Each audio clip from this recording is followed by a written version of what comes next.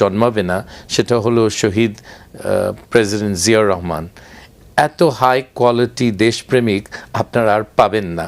এটা ৫৪ বছর ইতিহাসে আমাদের একজনের নেতৃত্ব আমি খুব সম্মান করি এবং মনে করি ওই লোকটাকে আমরা আর পাবো না। আরও ১,০০০ বছরে সেই ধরনের মানুষ আর জন্মাবে না, সেটা হলো শহীদ প্রেসিডেন্ট জিয়াউর রহমান।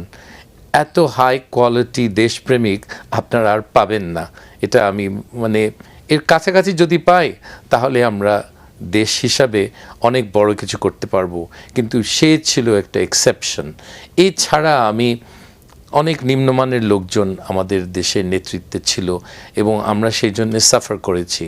আমরা যদি ৭১-এ ভালো নেতৃত্ব পেতাম, আমরা এখন মালয়েশিয়া, থাইল্যান্ডের মতো কমপক্ষে হতে পারতাম এত বছরে। কিন্তু আমাদের দুর্ভাগ্য, আমরা সোহরাওয়ার্দীর বডিগার্ড আর একটা দুর্নীতিগ্রস্ত জেনারেল আমরা তাদেরকে পেয়েছিলাম। কি করব?